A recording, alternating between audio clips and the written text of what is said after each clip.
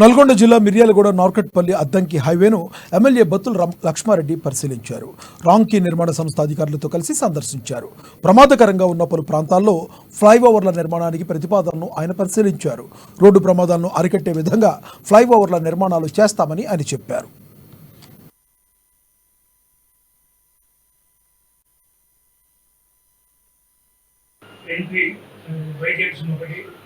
అలాగే నందిపాడు,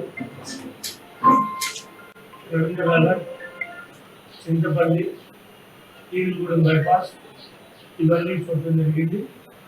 ప్రమాదాలు నివారించడం కోసం ఒక 4 ఫ్లైఓవర్లు అవసరమని అందరం కలిసి కూర్చొని నిర్ణయించిన తర్వాత ఈ 4 ఫ్లైఓవర్లని తక్షణమే నిర్మించడం కోసం ఇప్పుడే మంత్రి కూడా మాట్లాడారు. వీటికి కావాల్సిన పేపర్స్ అన్ని తీసుకొని ఇమ్మీడియట్గా దీన్ని వర్కౌట్ చేసి ఎమ్మటే కంప్లీమెంట్ చేస్తున్నారు.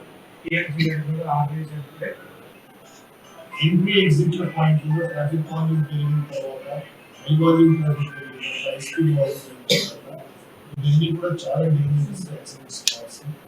వీటిని నివారించడానికని ఈ 4 చోట్ల కూడా 4 ఫ్లైఓవర్లు